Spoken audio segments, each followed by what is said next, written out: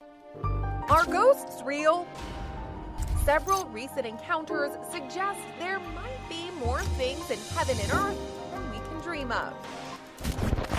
So are werewolves just a Hollywood creation, or do half-man, half-wolf creatures really exist? Now, tonight, we kick off our Conspiracy Theory Month series, which was a... The legend of the vampire actually goes back for centuries, and it exists in some form or another in almost every culture. In fact, some people believe the first vampire story was in the Bible.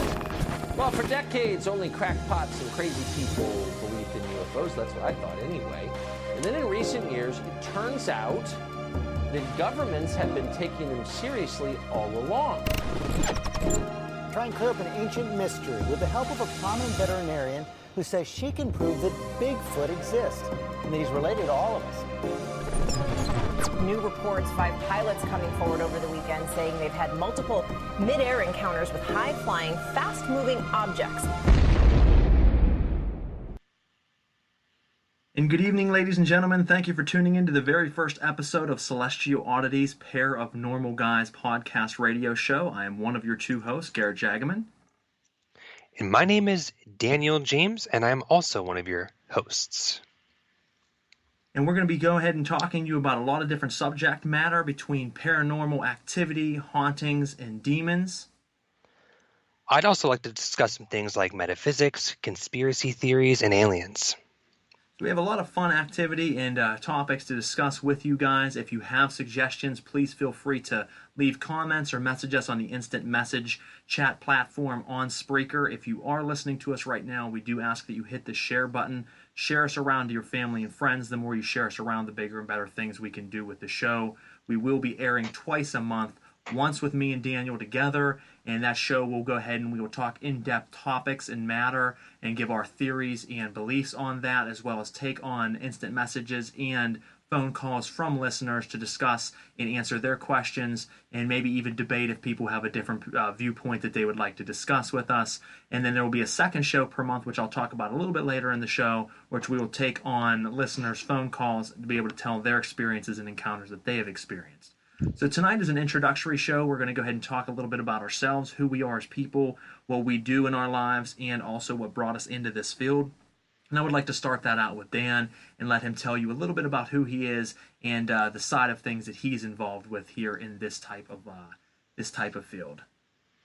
Awesome, guys. Well, as Garrett said, welcome to Celestial Oddities. It's very exciting to be doing this project and having this podcast to talk about things that I know that Garrett and I are both really excited about. So what we're going to do is we are going to introduce ourselves, and I'm going to tell you guys what led me into the esoteric and the paranormal, because it's quite the journey. But first, a little bit about me. Well, I am an actor first, but I'm a full-time videographer, filmmaker. I teach metaphysics, and I'm also what's called as a channel, and we can discuss that more on a future episode.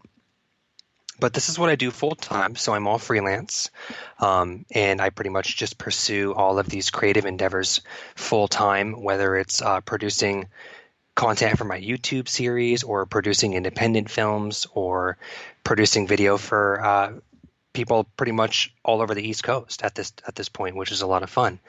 So this is what I do full time, and it's really just now that all of the weird shit that's happened to me when I was a kid and a teenager and growing up into my 20s that's sort of circled around and boomeranged back to where we are now. I'm 33 years old, and it's really, really strange the way that the radical things that I've experienced that we're going to discuss, and you compare that to the things that I experience now and how they've changed. It's not exactly the way that you'd think. So when I was a kid growing up, and I'm going to try to make this as not cliche as I can, but it's pretty cliche. Like a lot of people are going to relate with this. I was that weird kid who saw a lot of ghosts, okay? I saw a lot of UFOs and crafts in the sky, unidentified flying objects. Things that were clearly not planes, not weather balloons or seagulls, you know what I'm saying? I'm that guy that would have, as a kid, I would have night terrors and sleep paralysis. And if you Google search sleep paralysis entities and things people see in sleep paralysis, I've seen all of them. And I've grown up having those experiences more intensely and more intensely the older I got into my teens. So a little bit about my childhood. Well, I moved around a lot. There were times where I didn't have my parents or my guardians. And when you're a kid and you're going through certain types of, I don't really want to call it abandonment, but when you're going through things where you might be in a situation as a kid where you don't feel completely in control, it's those type of kids that have some sort of trauma or have some sort of difficult experience that they go through where they feel disempowered, where they start to attract the paranormal. More esoteric things tend to gravitate around those children that go through difficult experiences in their childhood. And I'm a poster child for that. Okay, you name it, and I've seen it. I've encountered Sasquatch, the Bigfoot. I've seen multiple different shapes and sizes of crafts. I've seen apparitions and entities that you would call the shadow people. I've seen non-physical plasmatic shapes form out of thin air. I've seen beings and creatures that a lot of people would say are from like the fairy realms, which we can talk a little bit more about in another episode. The fairy realms are not just like the little Tinkerbell winged angelic beings, but there's also terrifying, grotesque creatures that exist there as well. And the things that I've gone through and experienced have led me into researching those and trying to understand them better, so that when you're a kid or you're a teenager, you don't feel so alone when you're walking down the beach at night and all of a sudden a 10-foot headless entity manifests out of thin air. And he's standing there holding his own head in his arms, okay? That's the weird shit that we're going to talk about on Celestial Oddities. And so I'm really excited to sort of dive into these things, okay? We can talk about aliens and extraterrestrials and how that ties into a lot of the other things that we know as cryptids. And we're going to get into talking about dimensions and the way parallel and alternate realities work and how those affect the reality that we experience, okay? And a lot of this that I'm excited to discuss ties into itself in the sense that when we research a local phenomenon, when we research a local or a legendary cryptid, we're going to see the ways that the multiverse ties into itself and how those things relate to the reality that we experience. I think that it's going to be exciting for me to have this show because we're going to work towards an effort of collecting stories from people and then seeing if we can demystify a lot of the esoteric, so that not only can we get a better understanding of the things that we experience that are inexplainable, but also see how they relate to reality and physics, so that not only are they easier to understand, but they become more concrete, So I've seen it all, okay? Ask me questions. Tell me your stories. I've been there. I can relate. I'm still having these experiences now, but I'm doing what I call as the journey of the expansion of my consciousness. So this is getting into the realm of metaphysics. And if you're somebody who's ever experimented with psychedelics, those are tools, those are consciousness tools from the universe. That's the type of thing, the concept that I'm into is expanding consciousness. And the more that you expand your consciousness, you start to actually see what's behind the curtain of the paranormal and the esoteric. And you see the inner workings and you start to get a sense of the science behind these things, which does demystify them. And it's strange because the deeper and deeper into that rabbit hole I've gone, which is the journey of consciousness, the more I understand about the paranormal and the circumstances that exist within that idea, it changes the way that you experience them. And we're going to talk about that more too, because the unknown and a lot of the fear and the anxiety that's attached to the experience of seeing a ghost or having an encounter with an alien or being under sleep paralysis or, researching the local cryptid legend in your community, you start to understand those things from a different perspective. And then when and if they happen, your experience of them changes. And we're going to talk more about that as well, getting into metaphysics like the law of attraction. Well, what you think about, you bring about. Like vibration attracts like vibration, thoughts create things. All of those metaphysical concepts do tie into the paranormal. They're part and parcel to each other. They're not separated. They're very integrated, and we can talk more about that as well. So I would like to go ahead and hand the baton over to Garrett. Garrett, I'm really interested in hearing what led you into the paranormal and the esoteric, and maybe sharing some more concise and specific stories. Like I mentioned, I've had an encounter with the Sasquatch. I've seen UFO and extraterrestrial. I've encountered beings that I would have to identify as being from another dimension. Okay. And we can talk more about those specific things, but I'm really interested in hearing who you are and what led you into the paranormal. Guys, Absolutely. take it away. I mean, I'd be glad to do so. As Daniel had kind of given you a backstory of what the show will be regarding and about. We'll be touching base on a lot of different concepts and a lot of different subject matter. Nothing is off limits here. Everything from conspiracy theory to, as he said, metaphysics and the study of energy, because, there's different theories of afterlife. There's different theories of the paranormal. And one is that whenever someone passes, their energy never dies. It is just transferred and manifests in another way. So we're going to talk about those subject matter. And to tell you a little bit about myself, my name is Garrett Jagaman. I do run a company called Brutal Business Entertainment. I'm an entrepreneur. I'm a photographer, an artist in the music industry. And I'm someone who's always been involved with the paranormal ever since a young child. So to kind of give you backstory of what led me to here today, I'm going to tell you a few short stories of things that I've experienced. As Dan had said, there's been a lot of things throughout my life that have always seemed to attract those type of entities, or those type of sightings and encounters have always been there. And I think that's a big reason, because I've always been someone who leave my mind open. I feel if you live behind walls and live behind closed doors and close yourself in, then chances are you're never going to experience these type of phenomenon. They have to, you have to open up your mind and allow yourself to be willing to see and understand, because a lot of it's not at face value. You don't usually see a spirit so clear as day that boom, you have to know what you're looking for. You have to be accepting of it. Notice the change in the air, notice the change in temperature, how you feel, how the room makes you feel, and a lot of those things, like I said, we will discuss. Now, going to what made me into me today as far as in this field, I started out very young, about 6 years of age. The story that started me into this type of life was I was in the upstairs of my mother's home. She was taking a bath. I was playing with a toy on the ground outside the tub, because it was only me and her. My mom was a single mom taking care of 3 boys, and she was watching me at the time. I was in there playing with my toy, and I remember clear as day looking up into the hallway of my home.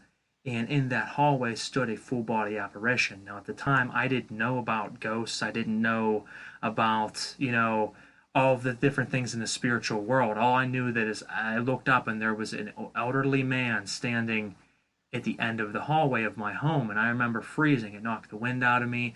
I couldn't breathe. It terrified me. And there was no mistaking it. My mom instantly seen my face and was asking me, what's wrong? And I couldn't talk for a moment. And then when I could force out the words, I did say, there's a man in the home. Now, it spooked my mom, thinking that there was a live person in the home, in which she jumped out of the tub. We searched the entire house. She found no one. That was the first really encounter in my home that we experienced as a family. Now, my family, after that fact, had experienced dozens upon dozens of sightings and encounters with the paranormal and with spirits. And that was the very beginning of it. Now, with all of us seeing the different things in my home and experiencing these sightings, it always seemed to gravitate towards me more. I'm not sure exactly why. And as time grew on, I saw more and more. I heard more, so much so that over the years within my home, I was able to catch EVPs on recordings of voices talking within my home and talking to me. I was able to, cite several other full-body apparitions, which are more rare in the field. I was able to see what I call the peeping Tom. There was a gentleman in my home who loved to peep around the corners of doorways and down the stairs. That was seen by my entire family, and over time it just got me more curious and more involved into researching paranormal sightings and encounters. And the funny thing is, I didn't research it like kids can nowadays, or people in the field now can now. I simply just did it by myself a lot. Growing up in high school, I started going to different places, looking into different haunted areas and where other sightings and encounters were reported, and I'd go by myself. I didn't have recordings at the time. It was just me by myself, no equipment and a flashlight. I went out in the field and I tried to see what I would experience, and time again, I noticed sightings, encounters, feelings, temperature changes, voices. So much so that it kept amplifying more and more, and I realized at that point I had a gift. It's something that I wanted to follow more closely and get more involved with, but at that time I was also developing a music career, and for the last several years I had been pushing that very, very hard and have built Brutal Business Entertainment, which is my company. And now that I've gotten it to where I need to be, I thought it would be a great way to start a show to talk about the things I love, cryptids, ufology, demonology, paranormal activity, hauntings and possessions, celestial sightings, cognitive dreaming, so many different things that we can touch base on because I've experienced so much of this over my life.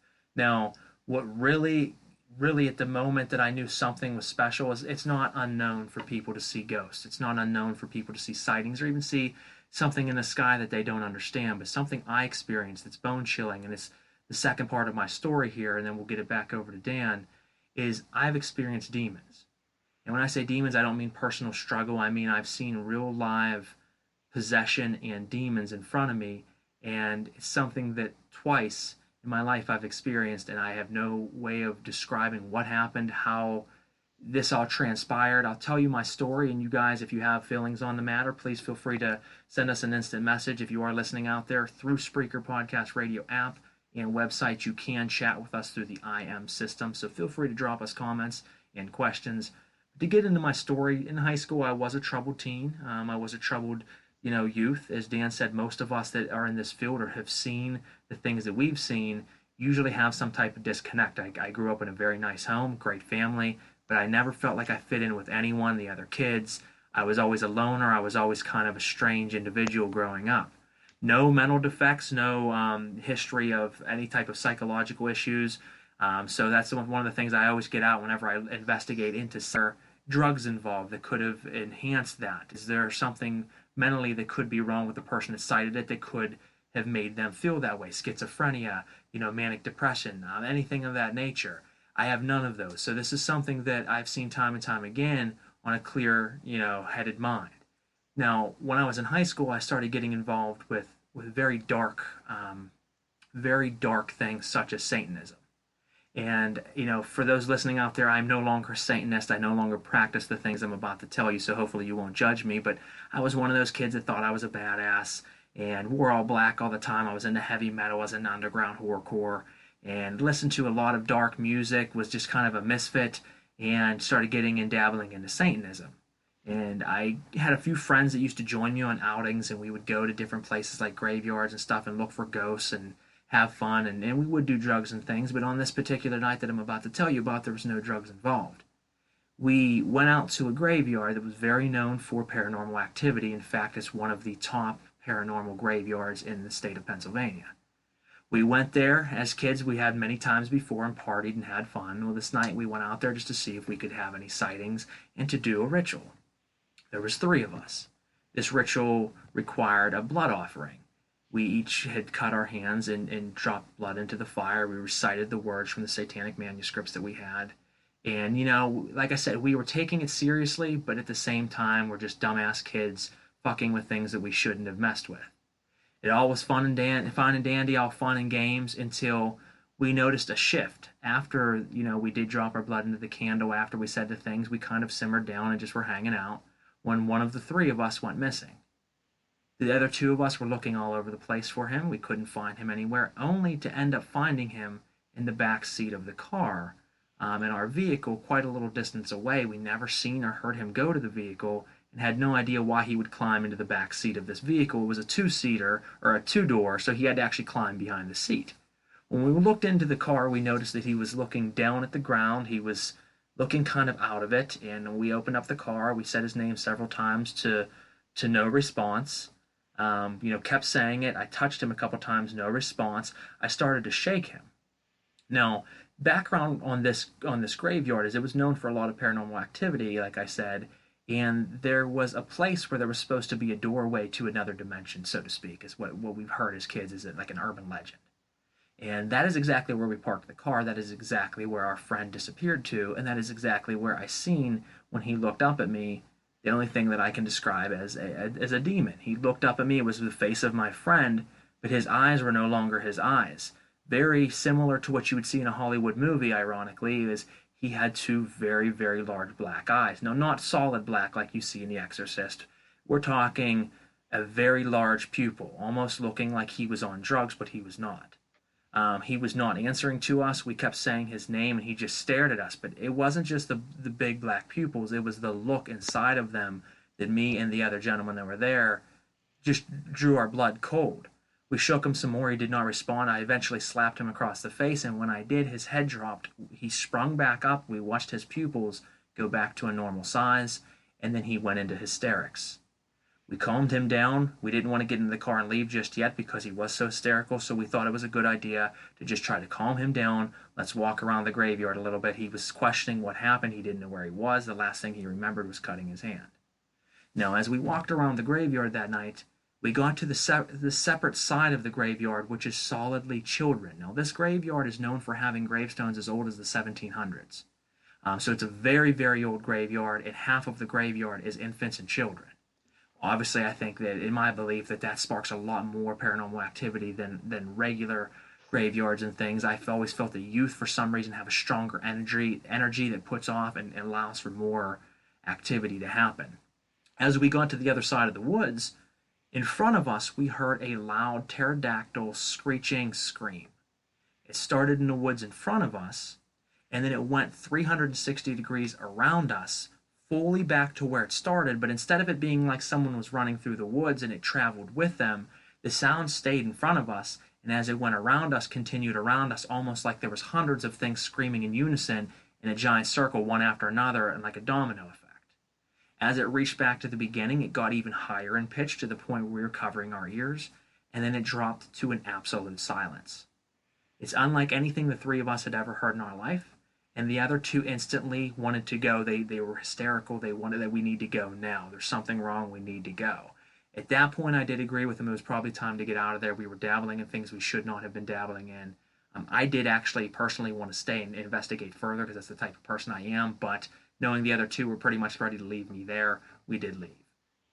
Fast forward a few years later, and I'll wrap up this story, and we'll get back over to Dan's side, is me, this location. I hadn't been there in quite a while because of the events that had happened that night, but we were taking some girls there. We thought it was a good idea to try to scare them a little bit, get them worked up. We were having fun. We were, just out of high school at the time. I think we were like 18, 19 years old. And we took a few girls there. The one girl was hysterical even to go there. She doesn't like graveyards. She doesn't like anything spooky. She was wanting the whole time going there, but we still made her go. When we get there, we're all talking in a group. When all of a sudden we notice that she's missing. We started looking around the graveyard. We don't see her anywhere. And I thought it was very odd because this girl didn't even want to go there and was almost crying even going to the graveyard, let alone wandering off by herself. This graveyard's very big, very dark. So I asked that everybody stay in a group together for safety. I would look for her. I go running across the graveyard looking and looking and looking. What do I find? I find her standing in between the two trees where they say that the portal is to the other dimension. The exact spot that my other friend years prior had the happening. I walk upon her and I see her staring down at the ground, just standing there in a dazed state. I walked over to her, I said her name, I said, "What are you doing?" And I didn't even think anything at the time. I thought I didn't honestly know what I thought. I was just, what's she doing standing here? I walk over and I grabbed her shoulder, and as I turned her around, she looked at me, and instantly it knocked the wind out of me. I couldn't breathe. I couldn't think. I seen the same eyes, not just another demon, not just another possession, but the same exact eyes that I had seen years prior in the back of that car at the exact same location. She proceeded to stare at me for several minutes. I said her name over and over again. I shook her. She would not snap out of it. Once again, I slapped her like I did my friend. All of a sudden, her pupils dropped back to normal size. She went into bawling hysterics, did not know where she was, didn't know how she got there. All she remembered was showing up at the graveyard and getting out of the car with us, and didn't remember a single thought after that, which an entire hour had passed in that time. So there was a loss of time, which is another thing we can get into in other episodes. So long story short, as I said, I've experienced ghosts and sightings, EVPs. I've seen even things in the sky that I can't explain. I've always had a fascination for this type of field and work, and that was the moment that after I experienced that I realized that I have a little bit more connectivity and power in this side of things than I might have realized, and that I have to dabble carefully because this isn't a joke. It isn't something to go out with friends and dabble with the occult, dabble with, the esoteric. It's not something you want to dabble in. It's something you should take seriously because there are very dark things out there. And unfortunately, I have met it twice. And most people would say, maybe that's something you should be happy of. You've seen something so unique. No, I would never want to see the things I've seen. I investigate. For those that know me, I do paranormal investigations, and I have many times, and there are many more to come. But these are things once you do see that you realize that there is an entire world that we don't understand and we shouldn't be dabbling in. You have to tread very lightly. So that is my story of how I came to where I am today, the fascination with these type of subjects, and what caused me to start the radio show. And hopefully you guys enjoy, my stories. Everything I tell you is 100% truthful and accurate. I put my name behind it as Dan does his. We are here to bring you truthful and great information in these subject matters. Now go ahead, Dan, why don't you tell us a little bit about some of the things that you've experienced? Yeah, brother. Well, that's fascinating. And I know that in discussions over the years of you and I producing music videos together, you mentioned that story about what happened that night, and I had forgotten about it until now. So I'm glad that you told that, because I remember being kind of blown away by it.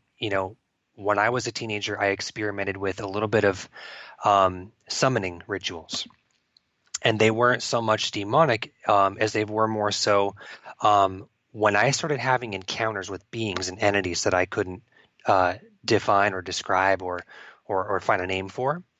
I sought out some local shamans in the town that I grew up in. And let's talk a little about something called ley lines. Okay, anybody can do a 10-minute Google search and figure out what a ley line is.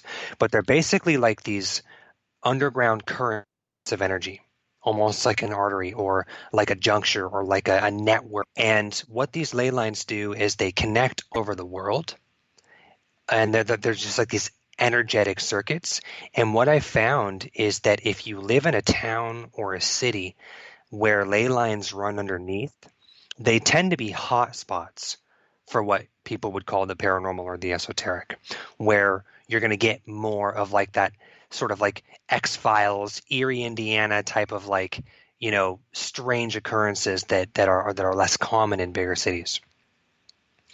So I lived on a ley line in Olympia, Washington. And when somebody tells you that they have seen demons, when someone tells you that they've seen ghosts, we can relate to that, right? Well, what I felt was strange about myself growing up is I did have a ghost encounter. I saw one very human entity, and I'll tell that story too tonight if we have time. But it was the one and only time I ever saw a quote-unquote ghost, okay? The shit that I used to see when I was a kid and a teenager growing up, it wasn't what I would define as a demon. It wasn't what I would define as a ghost or a human entity. These were things out of a storybook. These were things out of a horror film. These are things out of a monster movie. Things that, I felt almost cheated in a sense, where it's like I was almost being tormented and hunted and harassed by these creatures that would manifest. And I wanted to see a ghost just to have a break from these things. So I'm living in Olympia, Washington, and I'm in my middle school years. I'm a younger guy, maybe not quite high school or just getting into high school age. And I start having these experiences where whenever I was left alone, like if my parents would go out for the evening or I was just home alone late for whatever reason, I would see and hear very sort of malevolent is the term, creatures or beings. I want to use the word monster, but the creature feels more fitting. And they were almost sinister. Okay. These guys would appear to me different every time, but I would physically see them. I would audibly hear them. And to give you an example of just one of the many times I once woke up half asleep and walked out of my bedroom into the kitchen of my house, and I saw like a little red glowing, what almost looked like as like a very skinny or skeletal cat, but he looked almost more creature-esque, like something out of a Harry Potter film or something, just sitting on the floor. And then he would like turn his head and look at me and be like, "Oh, what are you doing here?" And I'd be like, "No, what are you doing here?" Shit like that would happen to me all the time when I was alone. One time we had this curtain hanging in the hallway that separated our kitchen from our den. You know how some houses, like back in the day, they had a living room and a den, which was it was like a bonus living room. Yes. So we had like this curtain that we hung in the hallway because it helped isolate heat. We lived in the mountains in the hillside, and we had like a fire stove and things like that. So we would separate it with a curtain to directionalize the heat that we were generating. And so you had to the curtain would cover the hallway completely, and you had to walk through it every time you wanted to get in and out of the two rooms. Well, one day, my parents were gone. I come out of my bedroom, and I got to be like 15. And I look over at the curtain, and I just see these long fingers, they've got to be like 8-inch long, 9-inch long fingers with long black nails come around the curtain and slowly pull the curtain aside. And here I see like the peeking man, whatever you called the peeping Tom man, like there would be this grotesque, very frightening entity there with like a big grin and sharp teeth, and he had long stringy hair, like something out of a horror book or a horror film. Long stringy hair like down to his shoulders, just looking at me, peering at me, and of course I would panic, freak out, and go back in my room and close the door and literally wait till my parents get home. Things like this had been occurring ever since I was like maybe 11. I want to say the age of 11. At the time, my parents were separating, and I was being transitioned from a lot of different houses and changing school districts, which I believe, like I said, when you're going through something that might be traumatic or, sort of threatens your sense of reality as a kid, it tends to cultivate an environment for these type of things to really start to manifest. And that's about the time that I started, triggering a lot of sleep paralysis. So I'd have sleep terrors, and I would have these sleep terrors where I'd fall asleep. And then what I would do is I'd wake up, if for those familiar with sleep paralysis, it's almost like you are astral projecting in a sense out of your body, where you're aware of your surroundings. You're aware that your body is asleep, but you're awake, you're lucid. And I would then see things that seemingly exist in like a higher frequency or an alternate state of awareness. I've seen like giant like werewolf beasts like running up the staircase at me. I've seen what's called as like the shadowy man, like the noir man, the man in the hat is his name. I've seen this where I would be in a sleep paralysis, and if there was a doorway that was visible from my bed, there would be a tall man, probably 7 to 8 feet tall, like he barely fits in the door frame, seemingly like he's like a big trench coat on, and he's got a hat, and there's like smoke and stuff. I've fallen asleep and then woken up in sleep paralysis where there's just hooded, robed beings standing around my bed. You can't see their face or their hands, but they're in these big black robes. Those are some of the beings that I've seen in sleep paralysis. Now, as we get into maybe 16 years old, maybe 17 years old, this is when I was starting to date girls more, getting involved with the ladies and having girls around a lot more. And this really started to validate a lot of the experiences that I was having as an individual. Because this one girl that I dated when I was a teenager, her and I spent a lot of time together at night. She was a little bit of a night owl, so she liked to go to parties, and she liked to just be out late till like 2, 3, 4 in the morning. Oh, and that's another thing, Skip. We got to do a whole episode about like the 3:30 in the morning phenomenon. and how Absolutely, because that's the major hour of activity. So it definitely has to have its own either own whole episode or own subject. series, like, because like Absolutely. not like as cliche as it is, that time, that 3:30 in the morning, had the most potent and extreme energy and the most dramatic experiences with these entities that I'm talking about was at those hours in between, say, 2:30 to 3:30 to 3:35. That's like a really active time to experience these things. So I'm dating this girl, right? And I'm in my teens, and we're spending a lot of time together. We stay up late. We even went to the beach one time where we were out till 2, 3, 4 in the morning. And when I was seeing this girl more and more and more, these entities, these creatures that would manifest around me that, like I said, did not feel demonic, did not feel human, but they felt like maybe from another dimension or something. She started to see them too with me. Now, I don't know if it was me who was attracting these things and then she was sort of experiencing them by proxy, or if maybe she was somebody who was also sensitive and aware to seeing otherworldly entities. But this started to really ramp up around the time I was like 17, 18 years old. And her and I would see, we'd be like driving in her car late at night, and we'd see like these giant winged creatures fly over the car. And I'm not talking like Mothman, I'm talking like almost like dinosaur, sort of like, no hair, but you could clearly see that they have like skin, and some of them had like horns and bones, and we would see these things flying above the car late at night.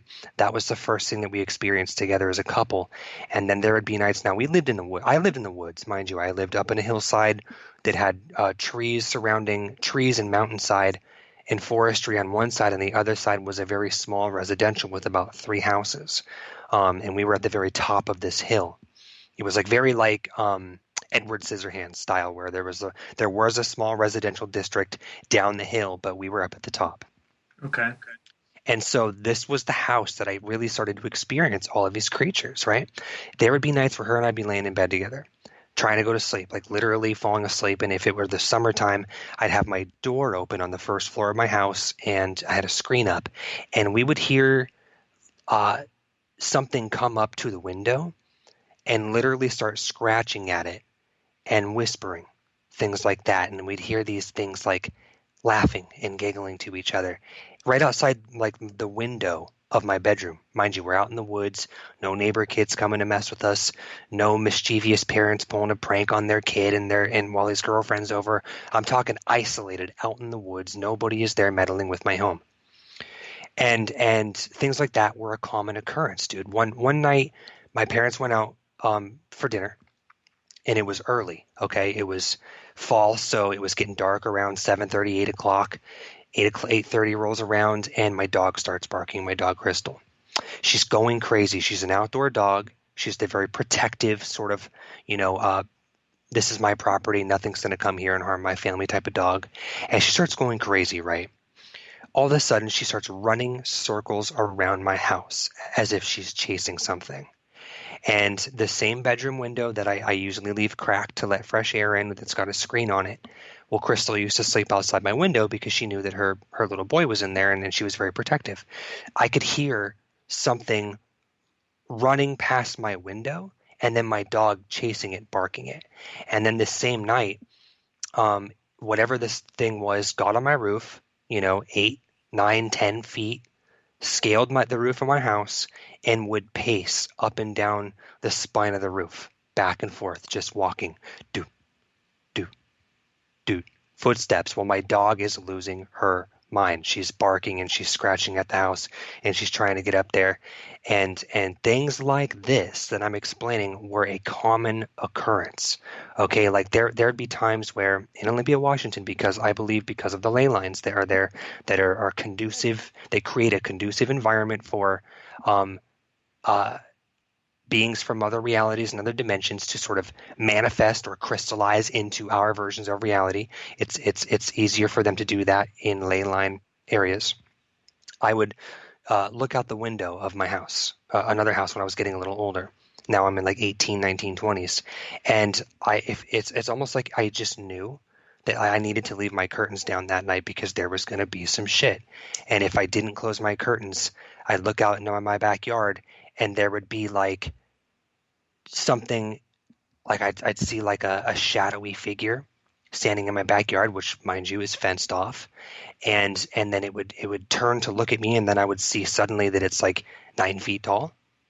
And then it would just come, like a big black shape would just come running at me. And I'd have to close the blinds real quick, just turn around, take a breath, and just tell myself that this is the type of shit that you only see in movies. So the reason why I'm explaining these beings and these creatures that I saw a lot as a teenager and into my early 20s is because I never really saw the ghosts. I never really saw the demons, which we all have experiences and an understanding and awareness of these beings and these entities existing. I was the guy who saw these weird, creepy creatures. And so this is going to go ahead and circle back around to my story that I sought out a shaman, and then I started to getting into some low-level rituals. I found a store in Olympia, Washington, where a husband and wife who'd become friends of mine were both shamans. The gentleman was a shaman, and the woman was a mambo priestess. For those unfamiliar, that's mambos are the voodoo priestesses that are the female sort of side of voodoo. And I explained to them these creatures and these beings that I was seeing with my girlfriend at the time, and then the next girlfriend I was dating, these beings were manifesting when I was with people. So I have the validation that I'm not making these things up. I didn't have a mental illness. I wasn't schizophrenic. I wasn't dreaming these things. They were crystallizing in my version of reality in front of these other people who could literally, like my ex-girlfriend and I, we would draw what we saw on paper and then show each other to see if we were seeing the same things or if we heard the same thing or what it looked like to us. And they were always spot on the same thing. Like these beings were almost harassing me. So what the shaman and the mambo priestess told me is they did, some readings for me and some sessions. And they said that, for those who are familiar with the concept of reincarnation and we'll get into episodes about things like that. Well, they said that this was my first life as a human. And in another life, in another reality, I was somebody of importance in the dimension or the realm that these beings come from. Now, the one thing about being a human and having a human experience is when we're born, we go through something called amnesia, where we forget about, how reality works and the universe works in a more grand cosmic way. And so if you believe in reincarnation, then that means that you have lived other lives as other identities. Okay, and then if we get into nonlinear time, you could be living those lives right now in parallel to this one, or have future lives where you're another identity. And so if you subscribe to these ghosts and the afterlife, then another concept that comes along with those is the idea that there are other dimensions and other realities where beings that you would only read in a book or in a comic or see in a movie actually exist. And I know that might sound a little far-fetched, but some of you listening right now or hear this recording may think back to a time when they saw something so far out of your scope of reality that you could really only describe it as something you'd see in a movie. Okay? So they told me that in this other life, I was somebody of value and importance to these beings, but maybe not so much in a good way. Now, because we're humans having a human experience, part of the process is going through the amnesia and forgetting who you were in past lives or future lives or parallel lives. So what that means is beings from other realities or other dimensions, some of them in their version of reality, they don't have that amnesia. They might not even have that sense of separation from one reality to the next. So what I'm getting at here is that the shaman and the mambo priestess told me when I was a teenager that these beings knew who I was in another life. And they were tracking me down from their version of reality or their dimension and seeking me out here because they knew who I was in their version of reality. Now, I don't know who I was. I don't know exactly what that identity is to them or why I'm important to them. But all I know is they were coming here and they were frightening me. They were harassing me. They were scaring me. They were being mischievous, malevolent, and, making me uncomfortable. So I can only assume at the time that whatever I mean to them in their reality was either threatening or, conflictive in some way. And they told me that that energy was sort of seeking me out and chasing me here. And it was more confusing to me because I'm Daniel James. I'm not the being that they're looking for in this life. But from their version of reality, they know exactly who I am. And even if you are reincarnated or having a future life or a past life or a parallel life, from a more multi-dimensional perspective, you're still you. Like your energy is still your energy, even if that energy also exists somewhere else. And I think that these creatures have some sort of ability that maybe humans haven't tapped into yet or don't have an awareness of, or maybe just maybe they don't have the ability to do. These guys can almost tap into other versions of reality or other dimensions at will and mess with you. And that's what was happening to me. And we can talk more about the cryptids and more about the extraterrestrials and more about the literal ghosts and the realm and the frequency that ghosts exist in. And then we could talk about the ones where I believe or I have an understanding that demons come from, which is something separate altogether. I was being fucked with by creatures from like a whole nother version of reality that are just not the type of stuff that you want to see. They're not the past relative. They're 10-foot headless, monsters. And that shit fucked me up. Pardon my language, but that really was challenging for me to go through as a teenager, and dating women and exploring that sort of whole aspect of growing up. Like, hey, nice to meet you. My name is Daniel, and I see monsters. Want to hang out? It sucked because like a lot of these girls that I was involved with had never experienced anything like that until they met me, until they started dating me, until we were involved, and then it was almost like they were subject to it or being brought into it because of me. So that was also something that I was trying to process and go through. Like, how much do I want to open up to this person and tell them that I see creatures? Or maybe if I tell her, she'll tell me that she's seen them too, and I won't feel so alone. Like, that was a whole other thing that, it sort of creates that sort of black sheep mentality, that outcast mentality that when you go through things like that, you sort of feel a little bit like a loner.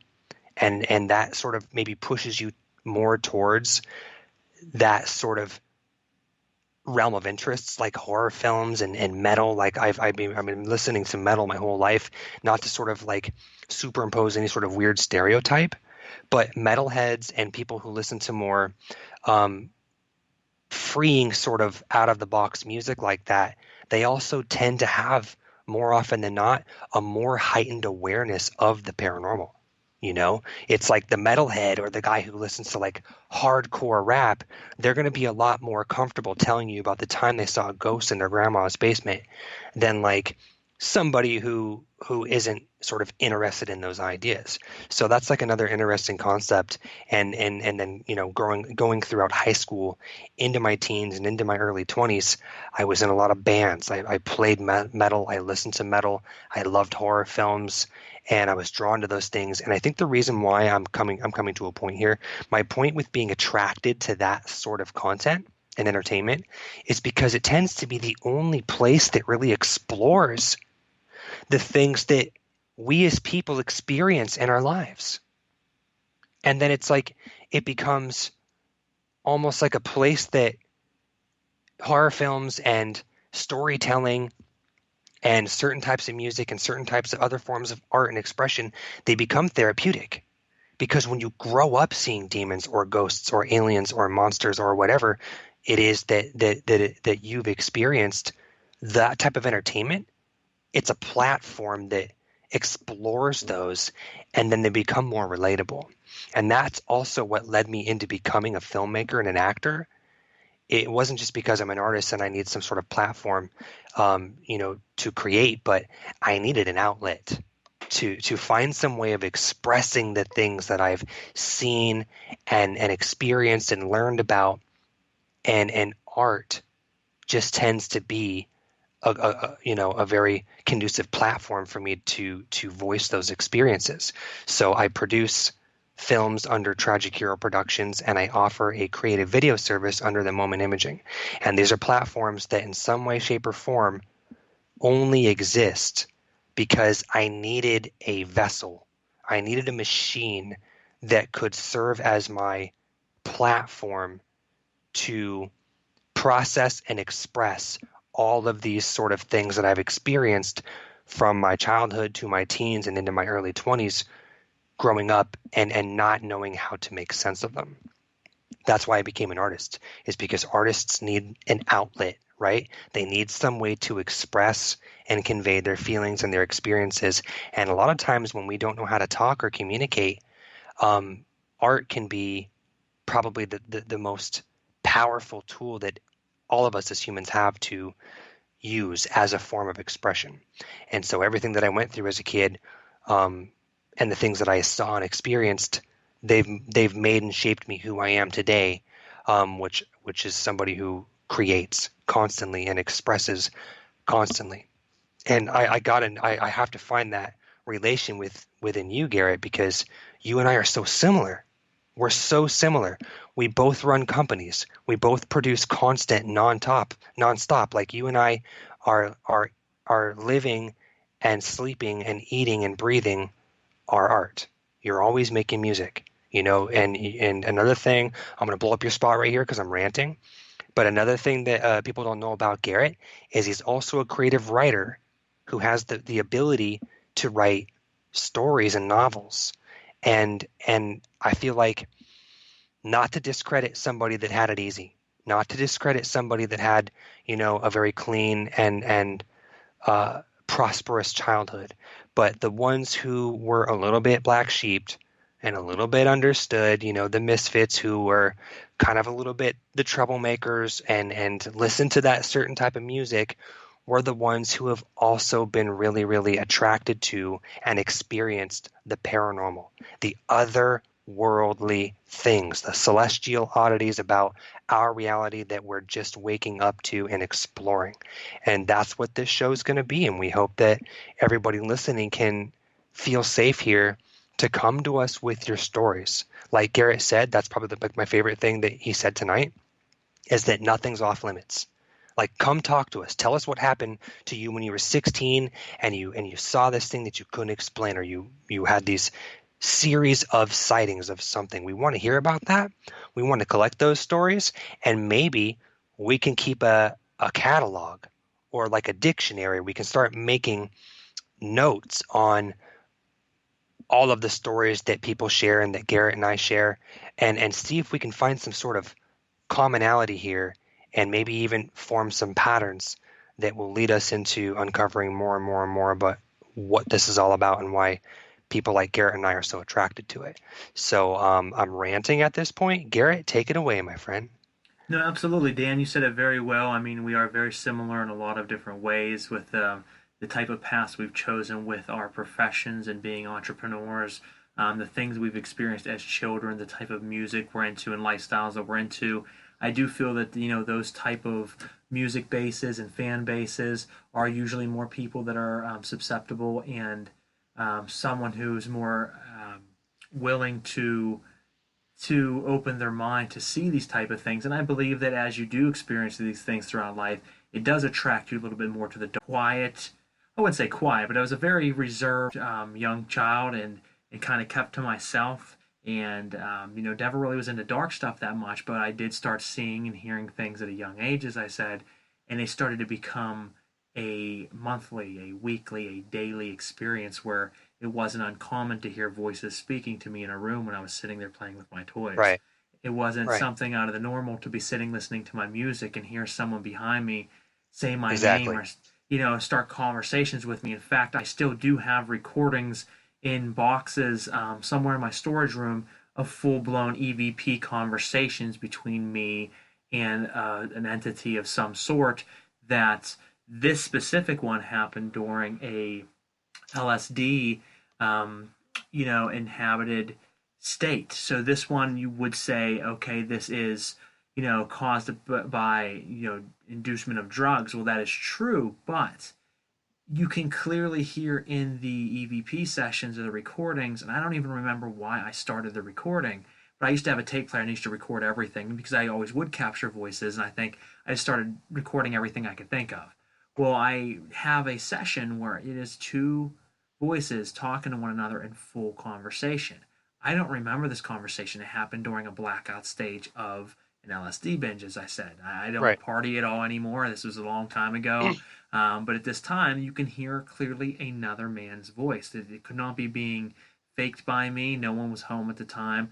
And you can hear questions, answers, responses, and conversation as if I was sitting at the table with someone. Right. So these are the type of experiences, like Dan said, that we're going to talk about. And we want our fans and listeners to be involved in this show. Don't feel that you don't have a place that your story can be heard, because that is exactly why we created this show, created the Celestial Oddities Pair of Normal Guys group page on Facebook. Please add that if you haven't already. It gives a home for all of us to talk about our experiences, the things we've seen and encountered, and as Dan said, maybe keep a backlog of all the experiences and stories that we do come into contact with, and maybe see if there are connections, see if there are relations to one another, see different thoughts and patterns, because two people might have a very similar story, but with completely different outcomes or completely different starters to that encounter. So it's going to be very interesting to hear what everyone has to say. Now, that is our second episode of the month. So as I said, me and Dan will be doing an in-depth conversation piece once a month where we talk over specific subject matter, as you heard tonight, kind of a synopsis of, and going deep into that. We will take on customers' phone calls, or listeners' phone calls rather, and answer your questions, address your issues and concerns. From time to time, we will be having people on the show in the paranormal investigation field, in the ufology field.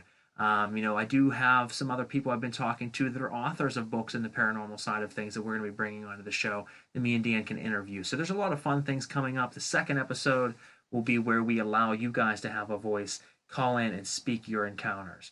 And don't be shy. You will not be judged here. This is a place that is safe for everyone, and we ask that everyone listening and getting involved understand that. If you come on judging and telling someone that story's fake, oh, you're a liar, things of that nature, you will be cut off from the show. You'll be cut off from the group page, because it's okay to have a different opinion. But we don't want naysayers. We want you to hear with an open heart and an open mind what someone has to say, because just because you haven't experienced it and it isn't your reality doesn't mean it isn't theirs. And there's a lot of different sides to that. So Exactly. Let me add a little piece onto that, because that's Please a powerful statement. A lot of what we're going to talk about is seemingly negative. And what we're not going to let happen is for anybody to be negative to each other about the things that are already hard to make sense of. So we want everyone to feel comfortable and invited here. And I also just want to express how positive and liberating it feels to revisit those stories that I talked about on this episode, and to sort of like just revisit them and bring them back to life. It's liberating.